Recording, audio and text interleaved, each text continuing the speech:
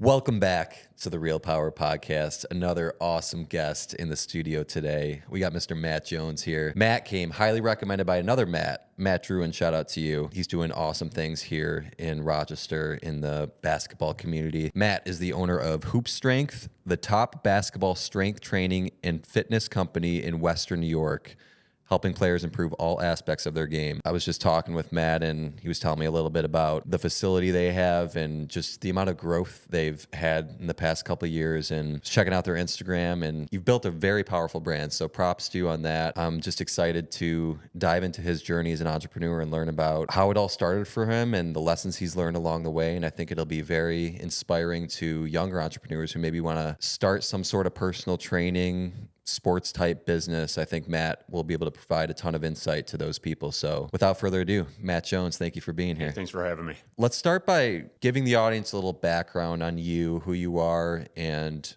how your journey got, started with everything. Sure. So I grew up in northern New York in a small town called Brownville. My high school was called General Brown High School, about 10 minutes from Watertown. After high school, I was recruited by St. John Fisher College. Bob Ward, who was the athletic director and the head coach there, recruited me in. Had a great 4 years at Fisher, won a lot of games. Got into teaching mostly because I knew if I taught, I could coach. Got it. Yep. I kind of wanted to gravitate. I thought I'd be a college basketball coach someday. That was the dream? It was my dream. I wasn't sure the avenue to get there.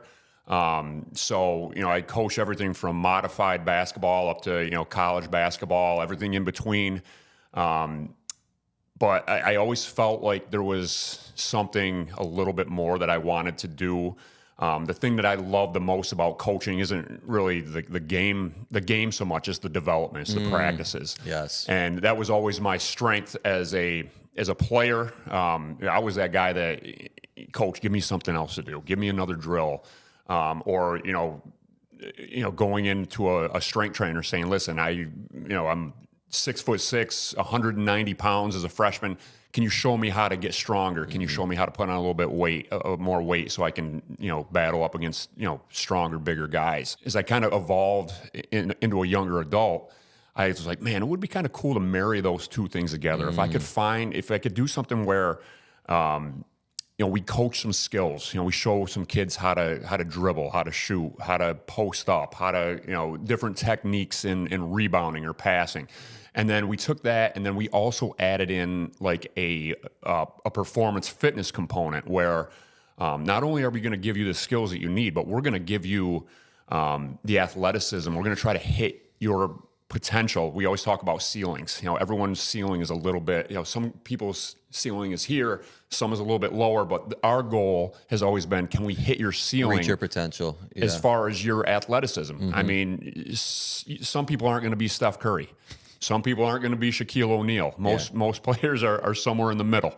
But the one thing that you can always do is get the most out of your body and the most out of your mind. The mental part of it is also a huge part for me. Can we get someone to jump the highest that they've ever jumped? Yeah. Can we get someone to be able to hold themselves in the post if they're a post player by just getting lower body strength? Can we show people how to use their bodies to help enhance their game? So marrying the skills and the performance fitness was kind of the thought. And again, this is back. I had this idea back in the early 2000s, back when there weren't a whole lot of trainers doing this. Yeah. So to watch it evolve over time, and now to see where sports athletics and training has gone in the last 20 years. It's exciting, and it's been exciting to be a part of that. Absolutely. So you were sort of like a pioneer almost here in Rochester, in the area. And like I was saying, to see how much it's grown for you is really cool to see. Can you just give our audience a quick rundown? I know I briefly talked about what you guys do, but your services and what you provide at HoopsStrength. Sure. We do everything from private training, which is like 1 to 4 players, where you're just one-on-one up to a group of 4 with one trainer.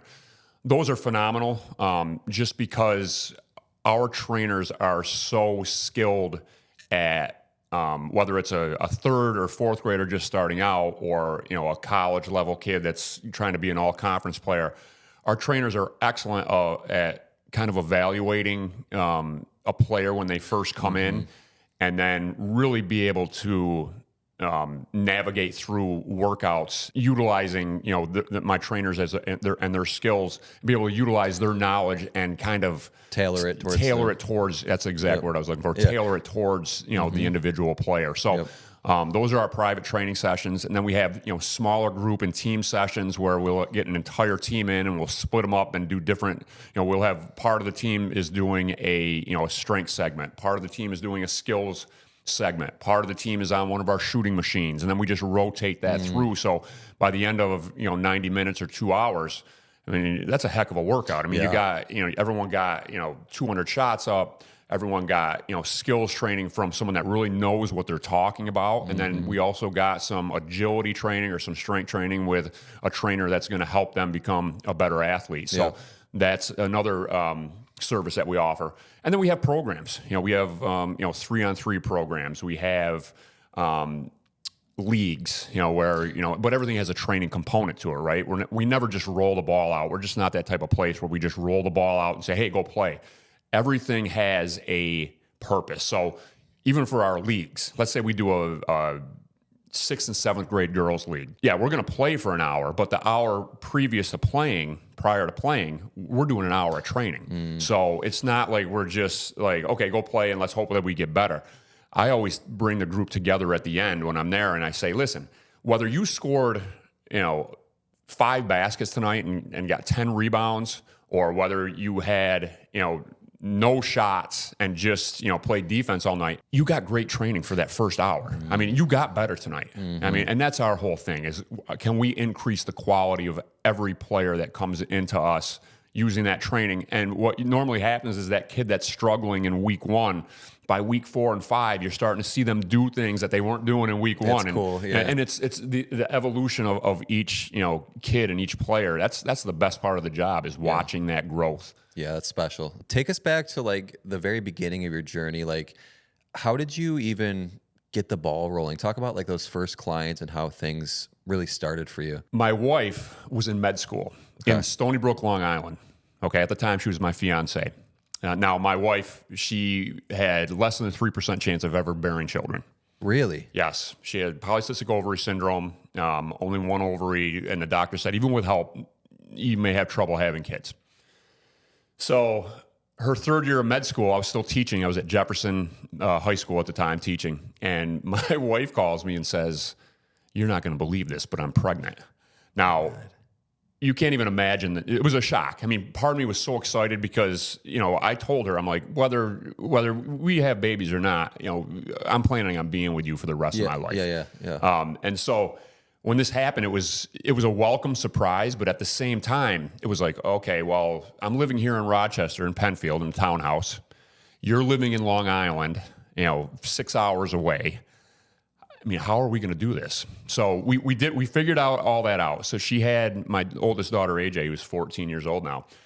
She was born on January 17, 2010. My wife was back in Long Island 3 days later, back in med school. So I had AJ with me, and I had some help, but here I am. New dad, 30 years old maybe. Yeah. And I'm like, what are we going to do now?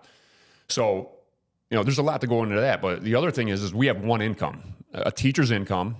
She's living in Long Island, not a cheap place to live. Yep. And I'm like, what can I do to generate some, extra income for us? Because, having a baby is not cheap. Yeah. And so I'll never forget, one of my buddies, he needed a bouncer at the old Vinyl. Remember Vinyl? Was it still there? Yeah. He needed a bouncer one night. So I'm like, man, I could use an extra, I don't even know what it was. It was $10 an hour, whatever it may be. I'm like, we can definitely use it. So again, I'm in my early 30s. I had just basically started over, with my life, and we could get into that later if you want. But and I'm watching young men and young women that are younger than me, they're having the time of their life, and I'm sitting there, watching for a fight to break out, and I'm like, I can't do this. Like, this is the last time I'm ever doing this. Yeah. And it really, that night I went home, and I'm like, it's time to revisit that idea of doing the training. Okay, what do I have to do? Now, at the time, I was also an assistant coach at Monroe Community College for the men's team there. Oh, okay. Legendary coach Jerry Burns. We're still, really close friends. And I approached Jerry and I said, listen, Jerry, I've always had this thought about doing some private training. Do you think I could use, a basket here at MCC in the weight room and just, after practice or before practice and just for some extra money? And he's always been great to me. And he's like, as long as it doesn't interfere with your job as an assistant coach with me, have at it, So fortunately, we had 2 really good teams. The 2 years I was there, we were 60-6 in those 2 years. So he was kind of like, whatever you need. So my first client, her name was Samantha Sorge. She ended up graduating from Mercy. She went on to NAS, became the all-time leading 3-point shooter in Nazareth basketball, women's basketball history there. Wow. And it's funny we're talking about her because she's now getting married in November. I guess it's back in 2008. So that's really, that first pod of kids that I trained before it was HoopsStrength. It was just Matt Jones, some guy that, kind of knew his stuff. I started developing a little bit of a following, and that crew now, they're all like young adults that are, so supportive. And they always, every once in a while, someone will reach out and be like, you come a long way since the days over at MCC and Bishop Kearney.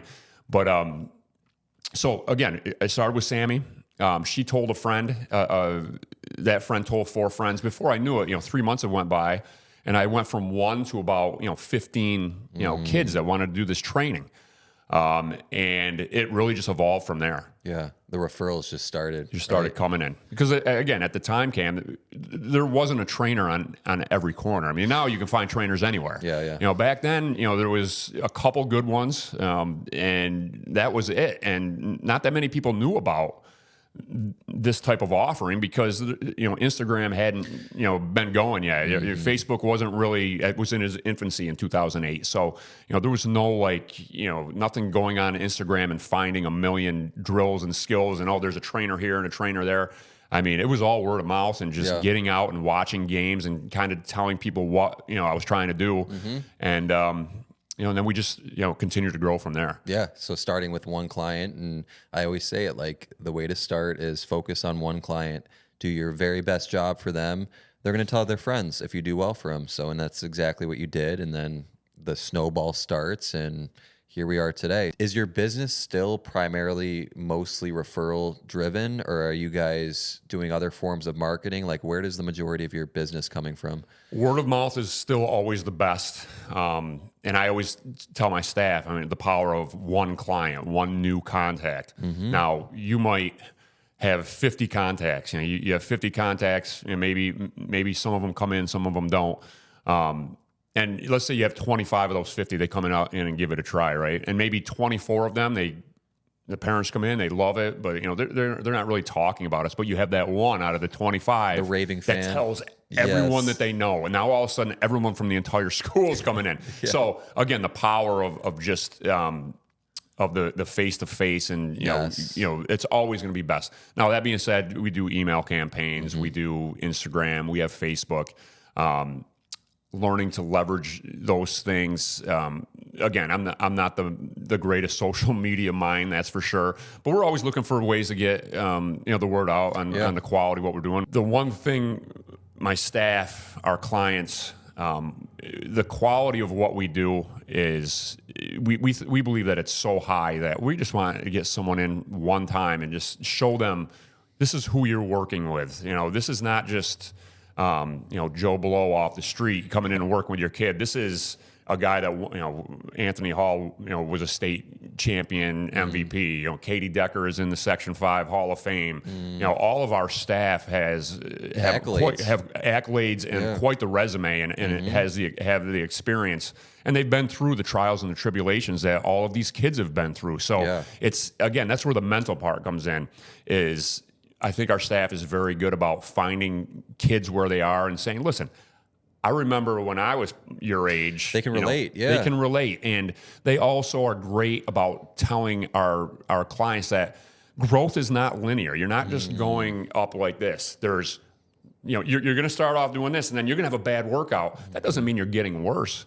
Okay, that just means that some things just aren't clicking that day, or you're just having a bad day. Now, then you're going to take a jump, and then so it's important to have the mentality that we need to stay even keel Yes. and look at this as a long-term growth process. Nothing is going to happen in a week or a month.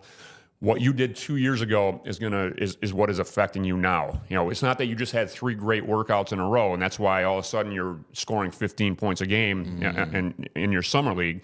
It's what you were doing 2 years ago that led to all those have added up to your success now. And then you know you have to take it to the next level. There's always that next level. So Yes. it never ends. I love that so much, and it's so true. And what you guys are doing, it relates to not only sports and basketball, but to life, right? I mean, you're teaching these kids that growth, like you just said, it's not always up, it's down and up and down. And if the trend line over time is going up, that's the ultimate goal, right? I feel like what you guys are teaching is applicable to these kids' lives as they continue to grow up. So that's truly amazing. Thank you, and I agree, and that's our philosophy. I mean, Yeah. it's about quality of life, right? I mean, it's not just basketball. I mean, we are adding hopefully quality of life to anyone that comes in through our door. Yes. But at some point, the ball stops bouncing. You know, Yeah. did we add something to this young player's life that they can use moving forward? No doubt about it. I love that phrase. At some point, the ball stops bouncing, unless I guess you could play basketball the rest of your life, right? But Meaningful games, though. Meaningful games. You know, where games. you're part of something special. sure. What's your current team look like right now? I know you're telling me you have 12 trainers. You want to just run through who you got, Sure. what they're doing? 12 trainers. Most of them I knew right away. I think I have a very good eye for talent. And that not just basketball talent. I'm talking about trainer talent. Like some of our trainers that we have that I knew of them maybe, or they were referred to me by someone that I trust. The first time that I meet them, I usually know right away. I'm like, you know just what, tell you are, you have it. you've got it. Yeah. Absolutely. Like for instance, we just had one of our trainers. She was only with us for 2 years. Allison Spazchek is her name. She was an assistant at University of Rochester for the women's team. And she was looking kind of for a side hustle doing, you know, and again, for most of our staff, this is a good side hustle, you know, instead of Yeah. being a substitute, you know, staying after school. And, Oh, yeah. you know, this is, you know, their side hustle, which is something they love to do. And they're compensated well for that side hustle. But anyways, Allison, she came in and within 2 minutes of talking to her, I'm like, you're a star. I'm like, you're a star. You're going to be a star trainer. I'm like, I'm going to hire you. I don't know how long you're going to be here. And she's like, what do you mean? How long? I'm like, she just got hired on the Syracuse University women's staff, you know, a couple weeks ago. So again, that's the type of trainer that I'm looking for. And it's hard to let someone like that go. Yeah. But our entire staff is like that. I mean, we have a staff of stars. I mean, every single person on my staff is an adult that I want my kids to be around, because not only do they know basketball, but they know the inner workings of child psychology, right? Yeah, and how important that is. And once they get that trust from the client, now those clients will do anything that they ask them to do. Oh, yeah. And the most important part, Cam, is that the clients are no longer afraid to make mistakes. And that's the key to the training, because if we're doing a training and kids aren't making any mistakes, we're doing the wrong stuff with them.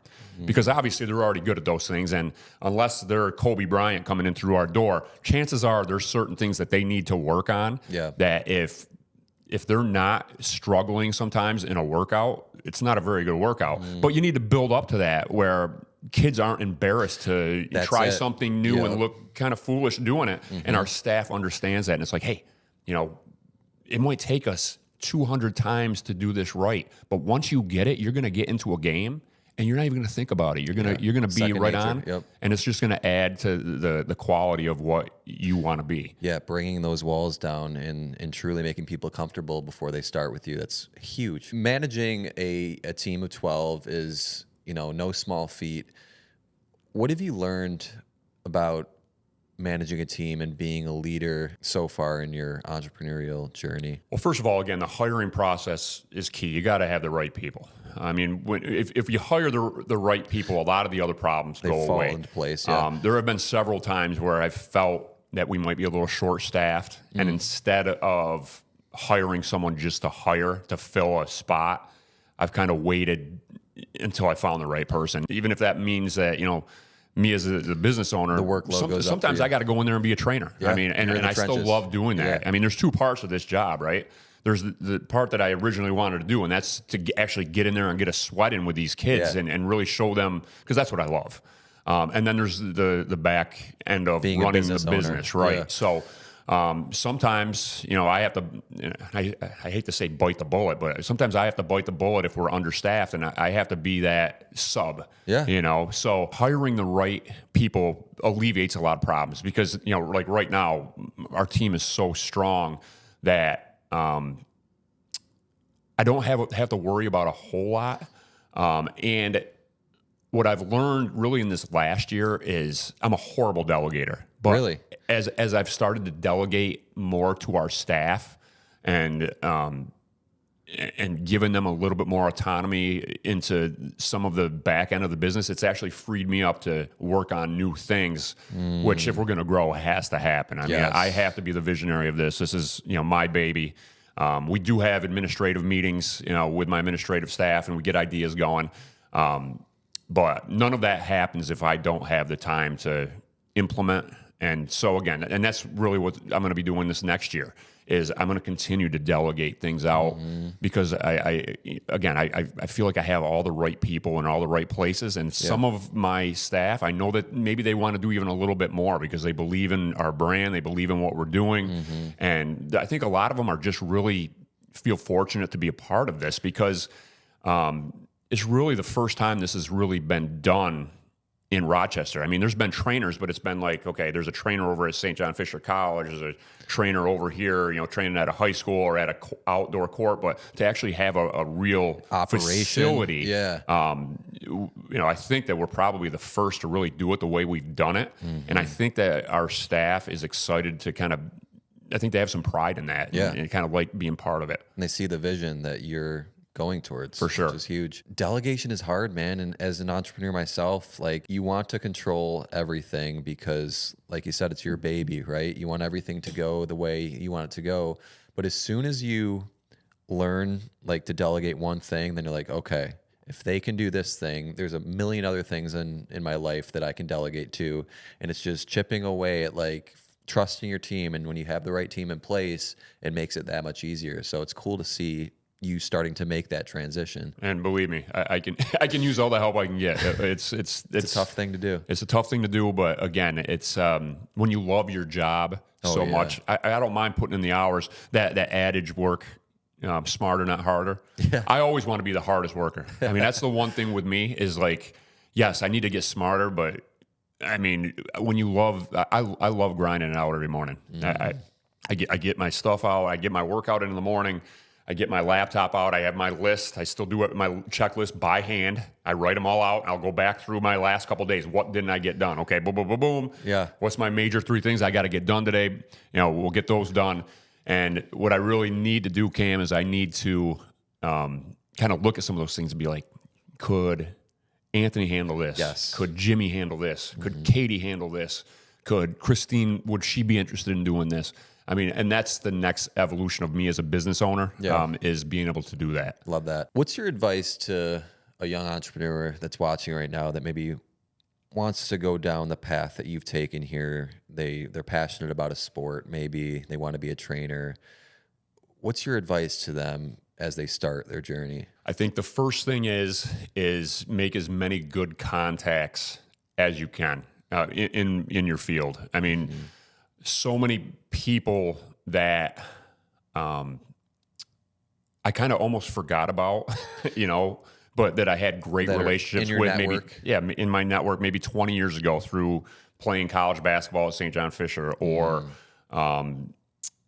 coaching at a different camp, or some of the people, just taking care of people.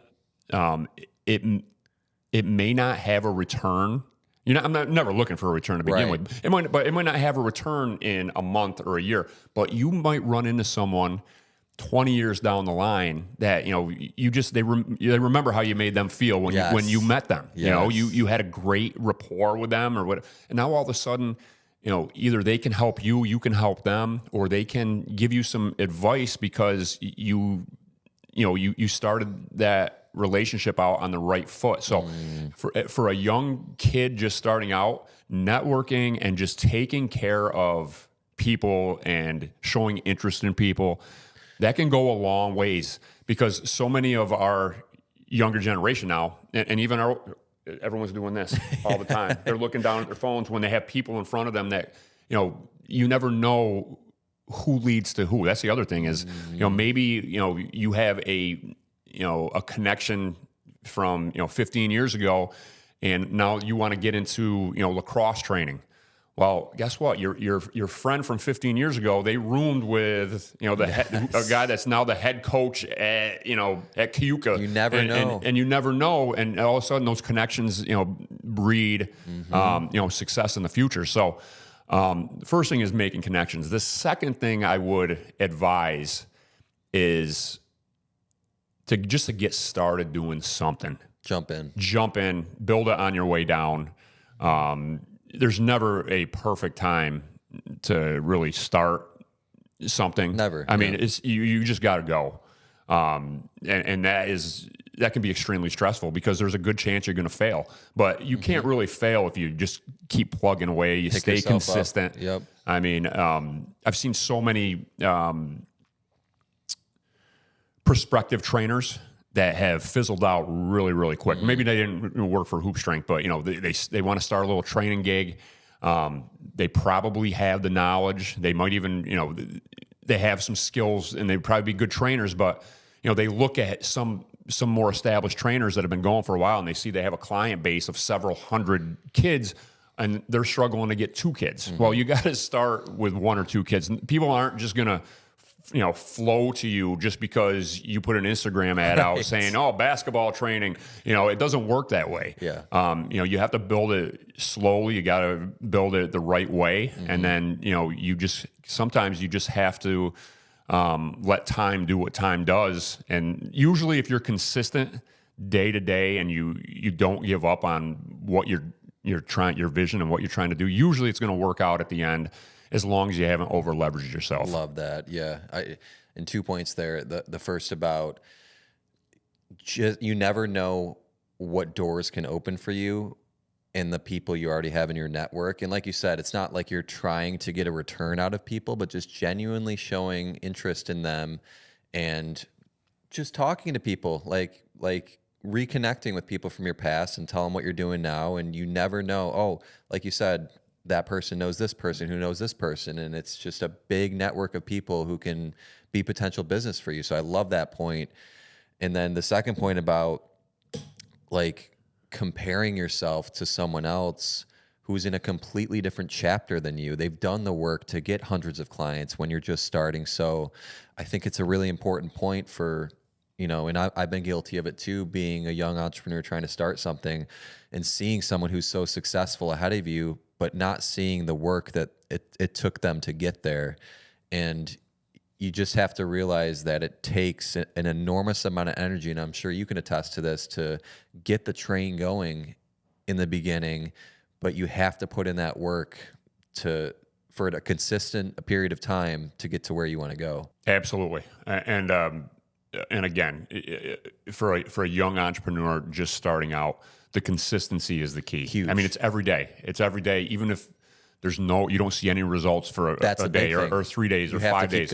You have to keep going. You have to keep trying new things. Yep. And and you have to be ready for rejection. I remember when we were trying to build this out. So HoopsStrength started really in 2008 is like when we had our first clients, right?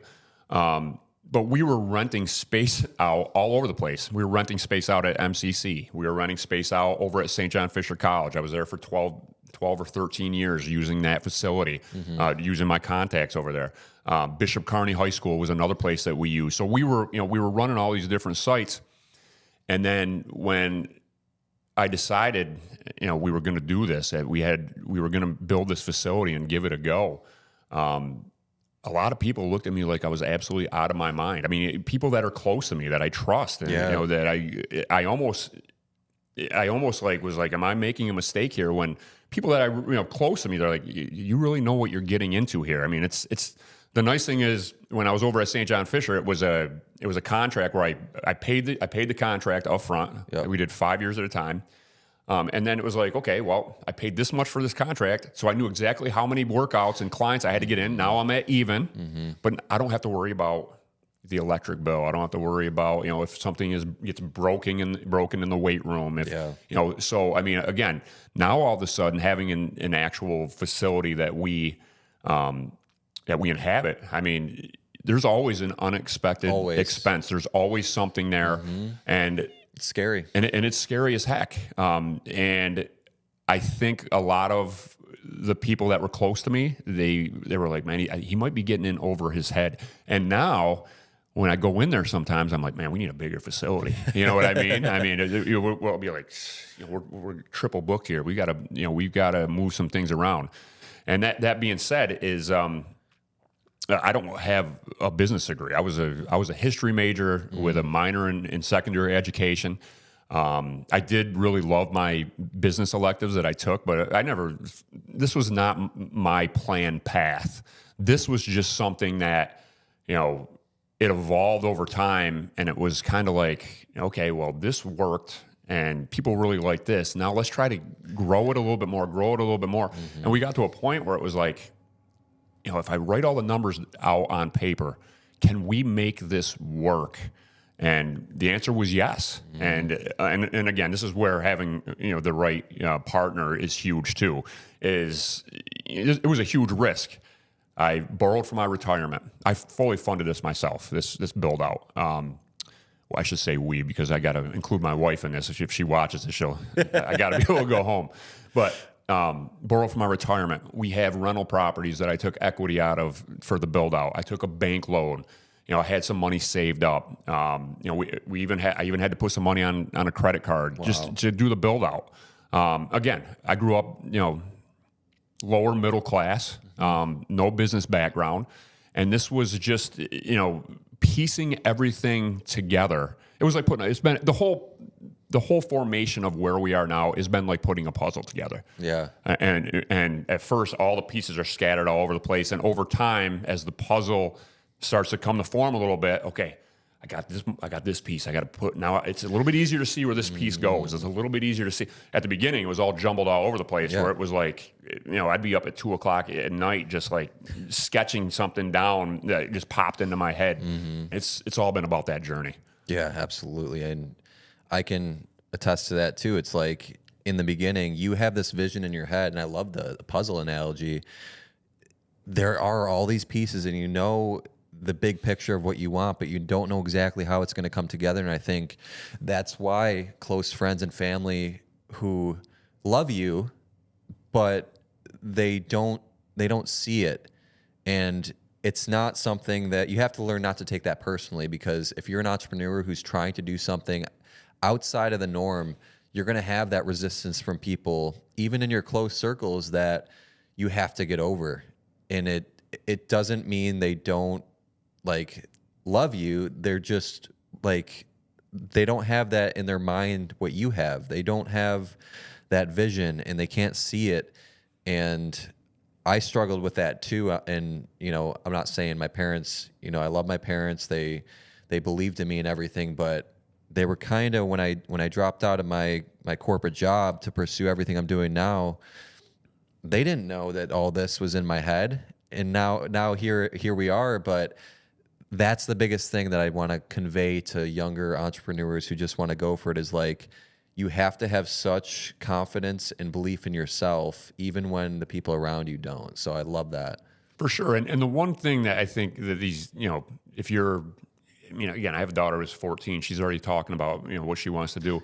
The one thing that this next up and coming generation has right now, the high school kids I'm talking about, is I don't know about you, I didn't have access to all the information that is out there now. So really, and again, I was a high school teacher for 20 years. So what I would go back and tell students nowadays, if I was back in the classroom, and I'd be like, there's really no excuse for you not to follow your dream, because someone's already done something similar, right? It's already been done, and you can go find the information. It's right there. Get on your phone. You can do it right now. Okay? It's all right there in front of you. but you can't get distracted from your vision. And you can't make excuses. I mean, there's no excuse anymore. No. And it used to be like, well, I don't have access to, how to, start a LLC. How do I start an LLC? I got to go down to the courthouse or figure this out. Yeah. You can do that all online now. So there's really no excuse for a young entrepreneur to at least dip their toe in and see, what's out there and how did someone else do it? Because all the stories have been told, and then you put your own little spin on what's already been done. Listen, there's very, very few brand new ideas out there, right? I mean, it's a big world we live in. It's a big world we live in. And that being said, there's always a way to take something and put a new spin on it. Put your touch on it, because everyone's wired a little bit different in their mind. And some of those things may work. Some of those things people might be like, that's crazy. But again, if you have the right group of people and you get the right following, I mean, you can make your life what you want it to be. You're preaching, man. And exactly, it goes back to exactly what I'm trying to do with this show. It's like, look at all these paths, these different paths that people have taken, and you could do any of these things, right? And put your own personal touch on it. Let's talk about coaching and mentorship, because it's had a tremendous impact on my life, being around people who are, ahead of me where I want to go, getting the blueprint from people and learning and trying to avoid certain mistakes that they might have made. How important in your life has mentorship and coaching been? As far as my own mentors? As far as your own mentors, and then like people, let's say the younger generation, why mentorship is so important. Sure. First of all, I've had some really, really, and I don't know if I've ever had a true mentor, but what I've done is I've had some really strong male role models in my life, and those were mostly my coaches. And what you do is when you have successful, again, Bob Ward, who was my coach at St. John Fisher College, who was the athletic director. He just retired after being there for 40 years. And then his assistant coach was a guy named John Boone. Now, Coach Boone, he recruited me in, and then he went on after Fisher as an assistant. He went on to lead Bishop Kearney to 2 state championships. I think he won 8 or 9 sectional championships. So these guys are winners, right? Yeah. So having those guys as blueprints was huge for me. Coach Ward was more about the cerebral part of athletics and really life. I mean, he would go down, he would take us down in the locker room some practices, and we'd be down there for an hour just talking. And what he was doing is, and some of the guys would kind of laugh, but he always had life messages, and he really looked at himself as like either a crazy uncle or like a second father to his players. It was way deeper than just playing basketball for him, and still to this day. I mean, HoopsStrength does not exist without Bob Ward.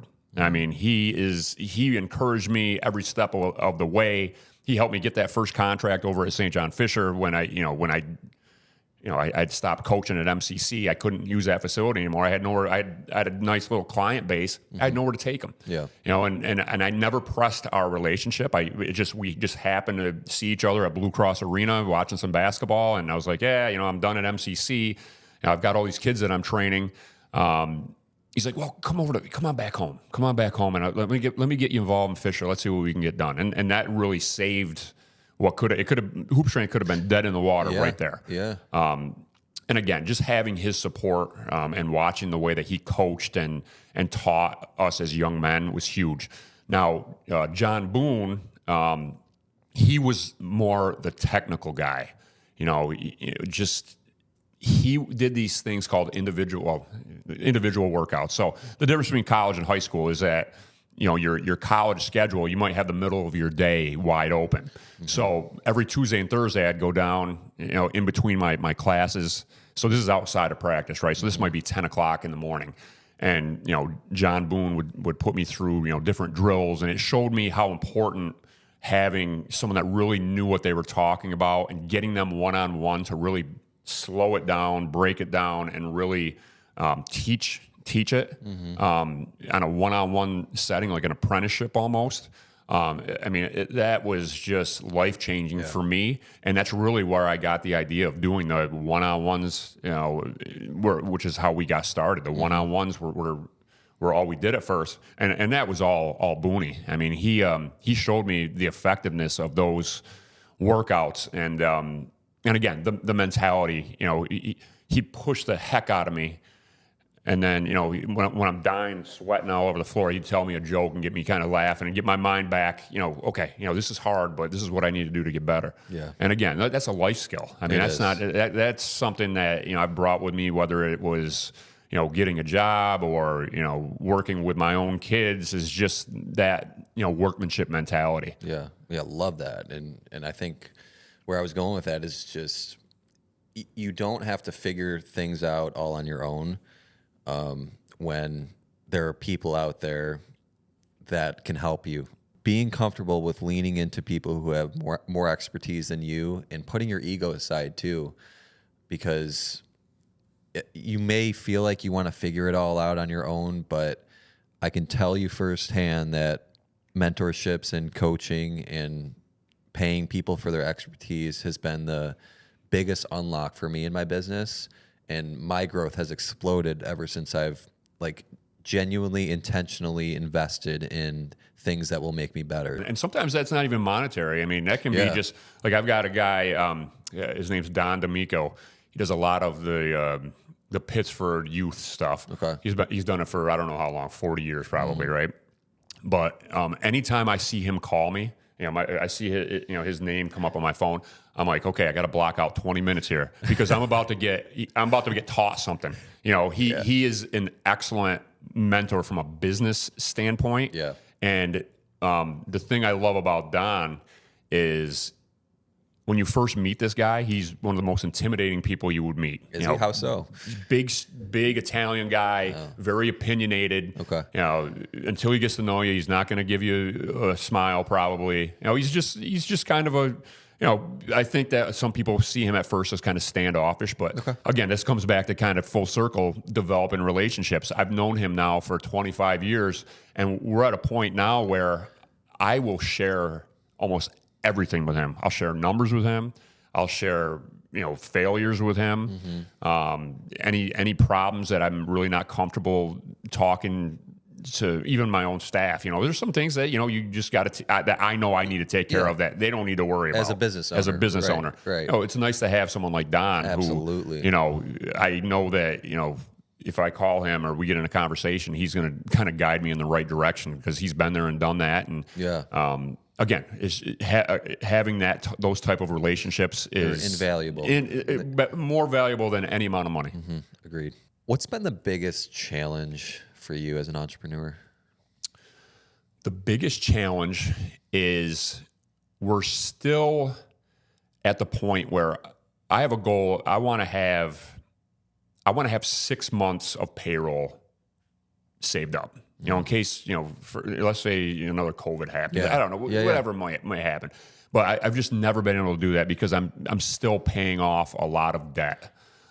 So I guess time is my biggest enemy. I want that debt to be gone because I actually want to start us making some real money. I think a lot of from the outside looking in, you come into our place. If you go in there tonight, we'll have a ton of kids in there, and it's only going to get busier here. This is the beginning of our busy season, right? Yep. And it's only going to get busier. And I think to a normal person walking in that gym, they must be like, man, these guys are just making so much. Must be making so much money. When is Matt buying the Ferrari? It's not happening, you know, because I mean what they don't see is, first of all, rent doesn't go down. It goes up every year.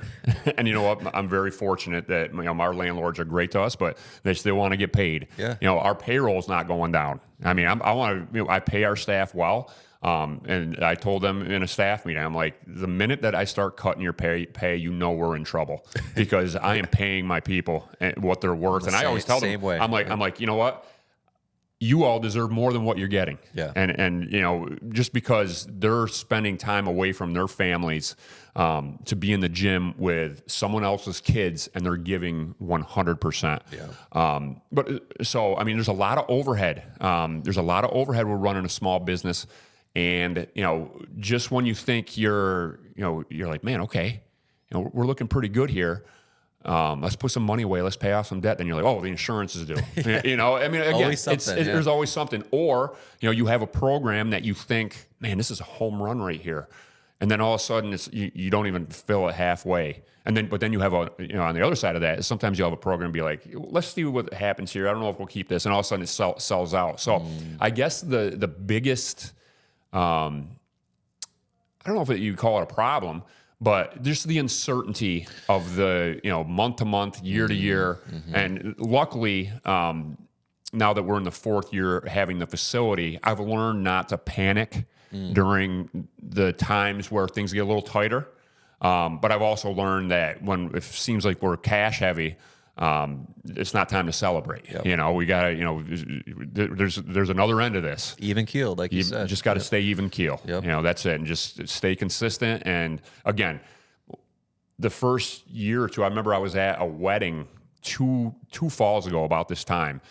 A lot of our summer is front loaded, right? Because everyone pays for a camp or our summer league, and so beginning of the summer, it looks like we got a lot of cash in the bank, right? But then through payroll and by the time you get to September, a lot of that lump sum is been depleted. Yep. And so I'll never forget. I was in Virginia at one of my buddies' weddings, and I'm just like, man, are we gonna make it another? Are we gonna make it another 2 months? Are we gonna And again, and then 2 months go by, and you're like, "Oh man, we're in such great shape." So again, it's almost like being bipolar, but again, being even keel and not letting the emotions come into it and be like, "Okay, now we've done this for 4 years. Yep. Okay, we knew this was coming. Now we got to wait for this next step where everything will even back out." And again, we're always just need to start continue to improve what we're doing, and the money will take care of itself. Yeah, that's a great answer, and it's something I think you learn the more years you're in business is being comfortable with the uncertainty, being comfortable with the ups and downs, because it is a big challenge in the beginning. It can scare a lot of people off, I think, if you have a bad month or you're on a down streak. Like, that's not for the faint of heart. And I think becoming a person who can deal with that uncertainty is just part of the game. So that's a really good one. What's the best piece of advice you've ever received? Without thinking about it for too long, maybe it's not advice, but it's the support. My wife supporting this venture. Again, I had a very secure job. 20 years as a city school teacher, full benefits. Fully maxed retirement account. Again, I could have rode out the last 10 years. I could be retired in a couple years. Absolutely. But she knew that I would never forgive myself. You'd have regret. If I got to be 65 years old and my kids are grown, and I'm like, what's one thing I wish I would have done? I wish I would have tried to done that hoop. I wish I would have done that hoop strength thing. And so I wouldn't say that she really gave me advice, but having her support and saying, just go do this. Go and do it. And, if it doesn't work out, we'll figure out another way. And, if Hoop Strength went under, let's say it goes under next year. Let's say it was to go under next year. At least I can live with myself knowing that, I drew it all out. I did it the way I wanted to do it. It worked or it didn't work, but at least I know. At least I know. Yeah. Right. We did it. We did something that no one really has ever done here before. Yeah. And I know we had a positive influence on thousands of people. I mean, thousands of people have been in and out of those doors in 4 years. Yeah. And I think for the most part, most people leave wanting to come back and saying, that was worth it. That was a quality thing that I just did. I want my kids to do more things like this. I mean, again, I think we add value to people's lives. Shout out to your wife too. Oh, big shout out. I mean, having a rock like that in your life who says, just go for it. Like that, there is no, you can't put any price on that, any value. Like that is so invaluable, having a partner who supports you so deeply and just, believes in you. And I'm the same way with my wife, man. Like she's been here since the day I decided I wanted to leave my corporate job, and through thick and thin, through the ups and downs, she's right there. And I can't emphasize enough having a partner who supports what you do as being the crazy entrepreneurs that we are. It's everything. For sure. And that, again, and she lives with what you just said, the highs and the lows. I mean, she does it with you. She knows when things are going well over there, and again, I'm talking about just from the back end side. I mean, what happens in our gym is always positive. It's good, but when you're looking at numbers, sometimes, like I said, sometimes it can be nerve wracking, and other times it's almost like elation. You're like, man, if we can grow this by 20% next year, we're really going to be in a good spot, And for her to deal with me sometimes when that's on my mind, and that's the other thing I've really been working on this last year and a half or so, is trying to separate when I'm home with my kids and not thinking about the gym all the time. And again, that's where the delegation kind of comes in. Yeah. My staff has really taken a lot off of me, as far as I don't have, like my daughter has a volleyball game tonight. I won't be in the gym tonight. I have nothing to worry about.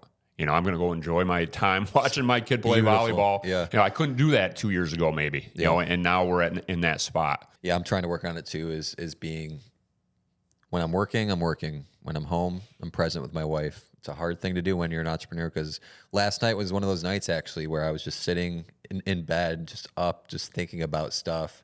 And I'm like, you gotta cut it off. You gotta go to sleep. And it's very difficult to do sometimes. How do you cultivate a strong mind as an entrepreneur? Because I think, being a business owner, there's going to be the ups and downs like we talk about, and you have to have a strong mind to be able to deal with it. What habits, routines, things in your life do you do to keep that mind sharp? Sure. So I have it in my bag right over there. I have this little book. It looks like a burlap, you tie it, and that's my journal. Journal? So, but what my journal is I read a ton, and I always have my highlighter. And anytime something gives me a feeling, I highlight it, and I'll highlight the page number, right? And by the time I'm done with a book, a really good book where I've learned a lot. I mean, there might be dozens of little highlighted, half paragraphs or sentences, anything that kind of strikes me. And then what I'll do is I'll go back when I finish the book, and in my journal, I'll go back and I'll handwrite all those quotes in. So in my journal, I'll show you at the end. I mean, I've got things from, dozens of books, and you know what? Most of them they give me the confidence to do what I do on a daily basis, because you're reading about what people have already done, and you can kind of see how that aligns with what we're doing now. Yeah. And what you notice is so-and-so felt the same way as I did, the highs, the lows, dealing with people, trying to figure out the next step. People have already done it. So when you read that and you have a good author that really tells great stories, I think that puts my mind at ease, while at the same time giving me new information and kind of giving me new ideas. Okay, this is, this person, oh wait, what if I did that? How could I make this work? This person might have been in computer graphics, but how could I use their mindset at HoopsStrength to help our company grow? Man, I'm the same way. The way I do it is whatever I'm consuming, whether it's a book, podcast, like something that strikes me. I have a running notes in my notes app on my phone, and whatever resonates with me, boom, write it down, and I just keep a continuous log of these are the thoughts I'm having as I'm reading this or listening to this. And it's almost therapeutic in a way of getting those down and training your mind to think like that. It's so powerful. So it's cool to see that you're a big reader. Yeah. Oh, huge. What do you do for fun outside of business and work? You know, first of all, my job is fun. Yeah. You know, Yeah. Same here. You Same know, I here. love it. I have 4 kids, ages 14 to 6. Wow. So fun for me is just anything with them. You know, watching them grow, anything that they're kind of into. Just spending time with them is fun for me now. I'm a fitness fanatic. You know, I'm in the gym by 9 o'clock in the morning. I've already had a full workout in every day. You look great, by the way. Thank you. You do too. You look great. You can tell you're putting in work. Thank you. Having mental clarity is fun for me. So, you know, anything that keeps my mind moving forward. The one thing that is not fun for me is when I look at my phone and you get that alert saying you were on your phone for X amount of hours, last week. I've really been mindful here, especially this last year and a half, 2 years, of asking myself at all times, is what I'm doing right now productive? And that could be something menial. Like for instance, I wake up early in the morning. I wake up at 5 a.m. I'll make my coffee. I'll do the dishes. Productive. Already, again, that's something anyone can do, but it's productive. It starts my day with perfect, little wins. Yep. And then I'll sit down at my desk and write out my day. Here's what we need to focus on. Then this time of year, I take my girls to school, I drop them off, go right over to the gym, get my workout in, and then then I'm on to the bigger picture things that I got to take care of for the day. Now, for most people, that's work. For me, that's fun. Getting things done is fun. Completing a task is fun. That I know that's probably not. Most guys are probably like, I like going to baseball games and football games, and I like those things too. But really, what's fun for me is just progress. I mean, me too. I don't intend on sitting here and watching life pass me by. No. I gotta be moving forward. We gotta be adding. And I want my kids to see that. And that's fun for me too. What's really fun for me is when I bring my kids into a full gym and they're like, and my older girls now are starting to kind of get it. They're like, your dad is the owner of HoopsStrength, right? My brother goes in there, or, I've been there. That's fun, and for them to be able to be exposed to that, and hopefully it gets them, thinking about entrepreneurship themselves. I mean, the fact that you don't have to go and get a 9-to-5 job and just be a cog in a wheel. You're smart kids. You have something that you love to do. Time is the enemy, right? It is. I mean, you only have so much of it, so you might as well spend it doing something you want to do. Love that. So man. Again, fun for me is being productive, and moving forward.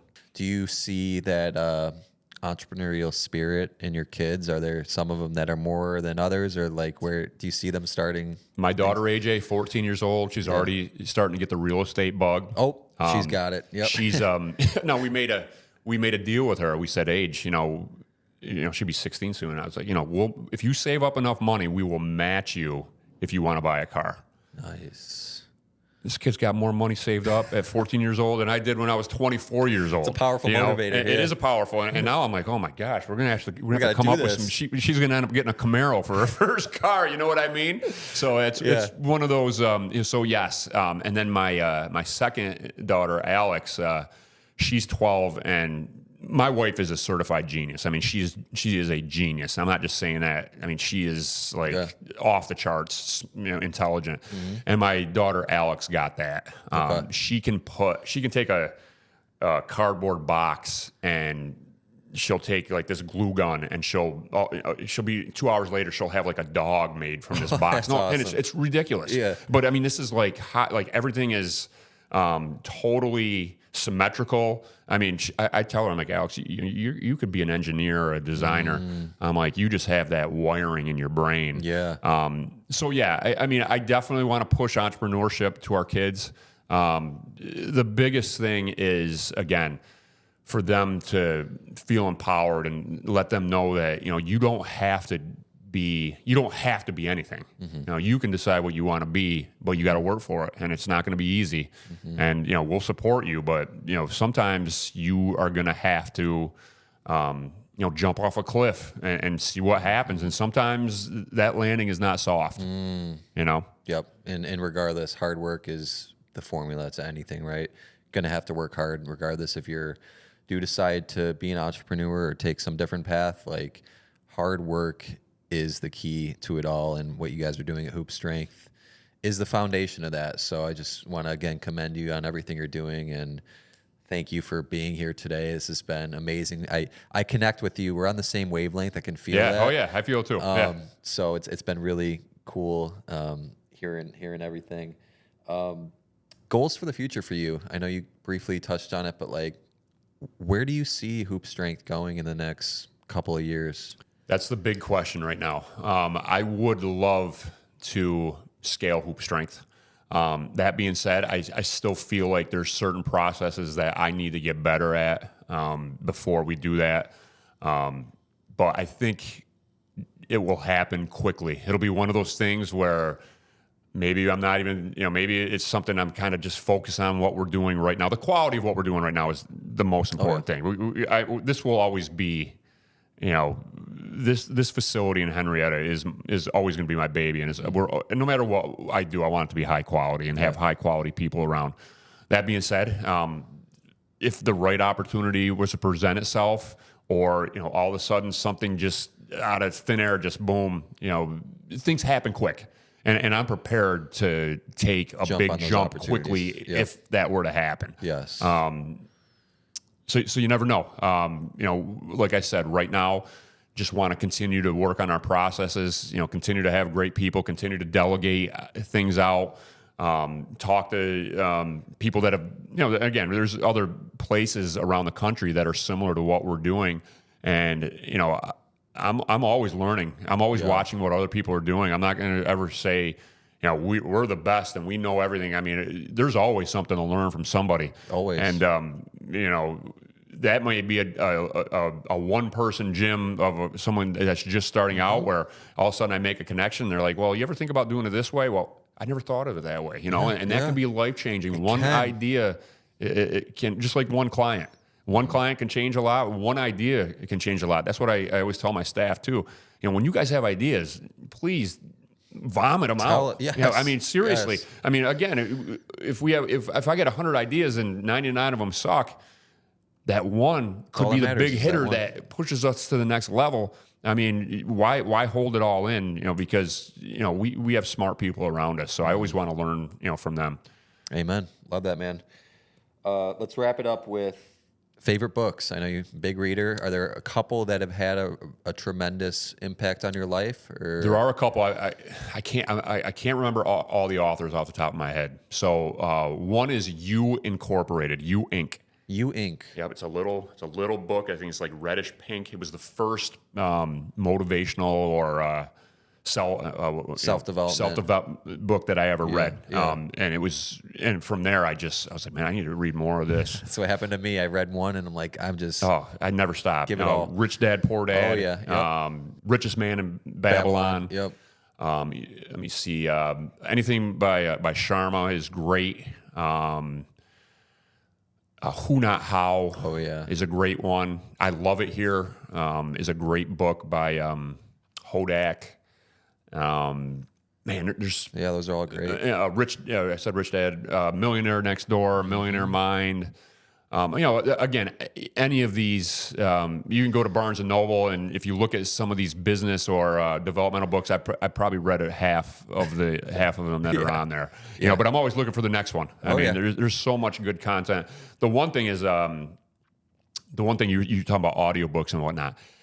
I think what I'm going to do is a lot of the audiobooks that I've listened to, I need to go back and then actually read them so that I can go through them. Because the only downside to audiobooks, and maybe your process is the way to do it, is I can't do my highlighting. Mm-hmm. I can't. Something will, if you're driving, you can't if you want to stop and take notes, right? Right. Yeah. Oh man, there's so many good mindset books out there. Yeah. Anything by Tony Robbins, I love. Anything. What are some of the other financial guys? Oh my gosh, I'm drawing blanks right now. There's so many of them. Once you go down the rabbit hole, though, I mean, you ain't coming back up. No. Once you start down that personal development business, that type of content, it'll slowly change the way that you think.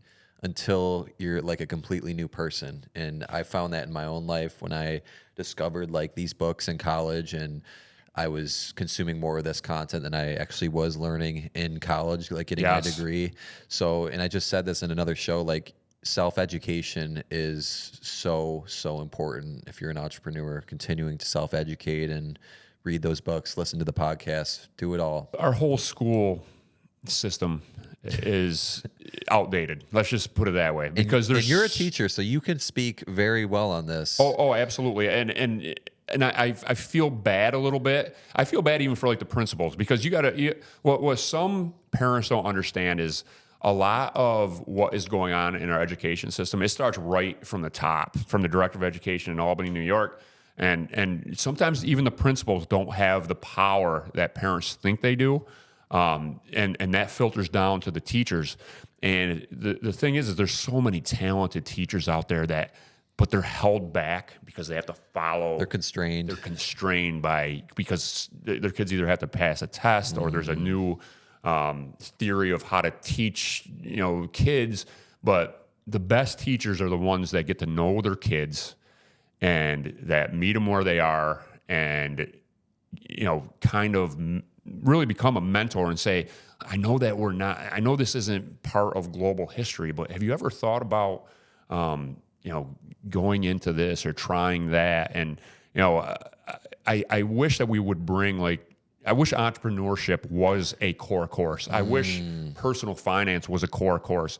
I'm not saying that, math, trigonometry is not important or world history is not important. There's definitely a place for that to be a well-rounded person. Absolutely. But I really think that in today's day and age, we're doing kids a disservice because maybe they are interested in building things with their hands, or, maybe they're good at cars, or maybe, I had a guy recently tell me that he's living down in Atlanta, and the contractors down there, people that own contracting businesses, whether it's a plumbing business or an electrician or even just a construction business, they're making more money than surgeons down there. It's crazy. No, isn't that crazy? Because there's such a need for that.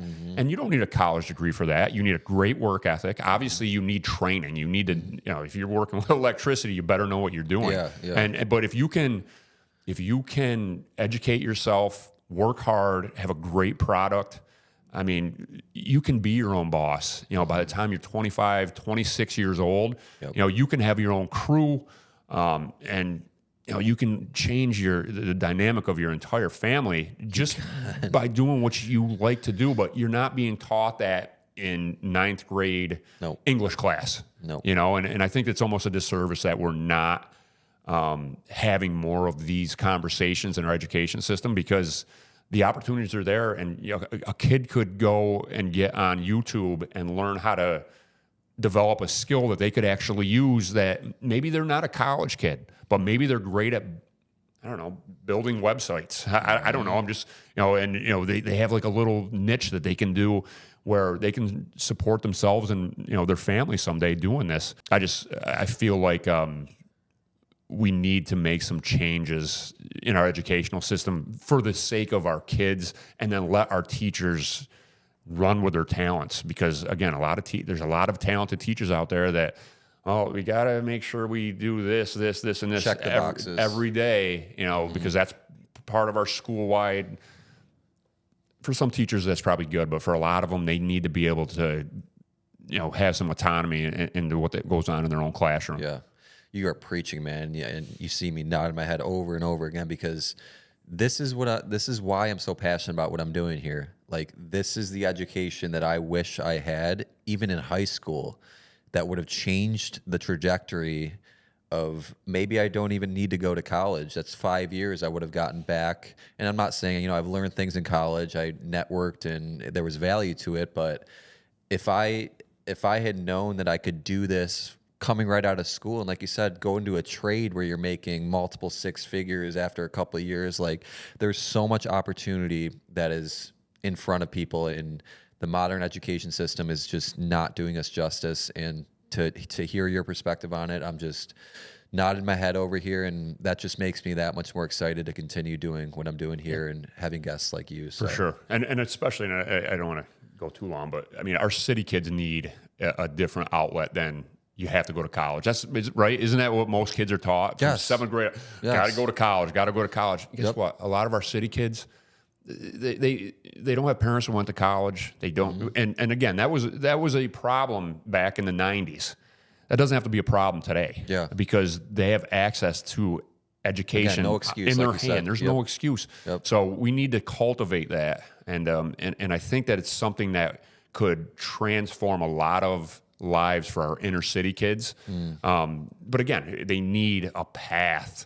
Yep. And that's our job as adults, to create a path for them and show them just how to get started. And then it comes down to willpower, grit, Yep. and having, the discipline to continue to move forward all the time and just continue to be educated. Amen, brother. I can't think of a better way than to leave it on that for the end of the show. Matt Jones, thank you so much for being here today, man. This has been a pleasure. Where can people connect with you? You want to plug you guys' website, Instagram, like everything? Sure. Yep. You go to HoopsStrength.com. There's 2 S's in HoopsStrength. Okay. You can always reach me, Matt, at HoopsStrength.com. We do have an Instagram. We have a Facebook. You can always, send us a direct message if you want some more information. And again, we're always looking for great people. So please pass the word around, about what we're doing, and let people know that it's not just about basketball. It's about building the next generation of strong young adults. Yes, it is. Love it, man. All right, guys. I hope you enjoyed this episode. Please share with a fellow entrepreneur who maybe they want to explore a path similar to Matt, or they have that entrepreneurial spirit inside of them and they want to do more. That's the purpose of the show. Like, just sharing the wisdom from other people who have done it and walked the path. And that's just what I'm trying to do here. So thank you so much for tuning in, and we will catch you in the next episode. Peace.